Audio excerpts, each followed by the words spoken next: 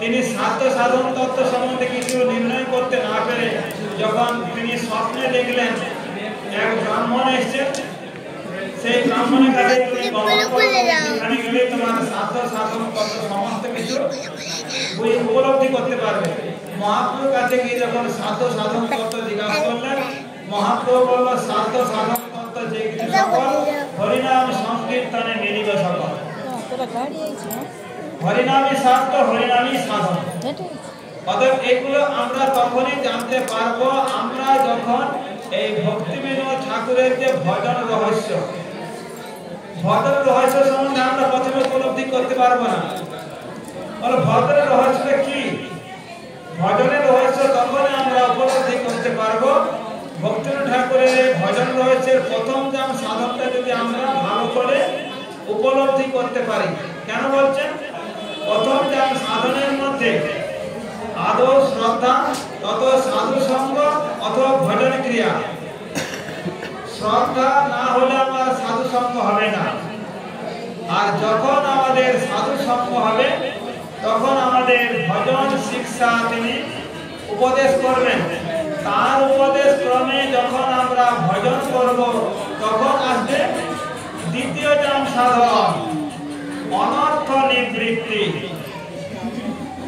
এবার অনর্থ নিবৃত্তি যতটা জানা হবে ততটাই তার নামের মধ্যে রুচি উদয় হবে। আমরা অনর্থ অবস্থায় নাম করছি, হরিনাম করতে করতে শুধু ঘুমিয়ে পড়ছি, অন্য মানুষ আসছে, নানা রকম অসৎ চিন্তা আসছে। এগুলো তো আমাদের কেন আসছে? এগুলো কি আমাদের এক জন্মের? আমরা জন্ম জন্মান্তর থেকে ভগবানকে ভুলে আমরা অসৎ কর্মে লিপ্ত রয়েছি। সেই ফলগুলো যাবে, তার সেই ফলগুলো যাবে কোথায়? তাহলে যখন এইভাবে ভজন করতে করতে আস্তে আস্তে আপনার অনর্থ দূর হবে।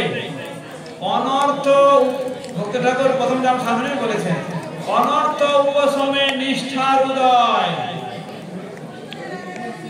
তার কতটা অনর্থ দূর হয়েছে, মানে একটা দর্পণের সামনে, আয়নার সামনে দাঁড়ালে আমার মুখের মধ্যে কতটা আবর্জনা আছে ততটা আমি বুঝতে পারবো। মহাজনদের যে বাণীর এই শাস্ত্রে যেসব কথাগুলো বলেছেন তার সম্মুখে আপনি দাঁড়ান, এবার আপনার মুখের মধ্যে কতটা ময়লা আছে, হৃদয়ের মধ্যে কতটা অনর্থ আছে সব আপনি তখন নিশ্চয়ই বুঝতে পারবেন। আর অনর্থ থাকাকালে তখনই আমাদের ওই নিদ্রা, অন্যমনস্ক, আবশ্যক এইসব আসবে।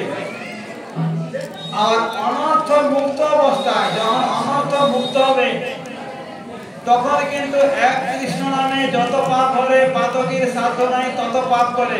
এগুলো কখন উপলব্ধি করবে? অনর্থ মুক্ত অবস্থায়। রূপসেনপাদ সেদিন বলেছেন, ওই মুক্ত কুলই উপাস্য মানব। এই হরিনামটা হচ্ছে মুক্ত কুলের উপাস্য এবং আস্বাদনীয়।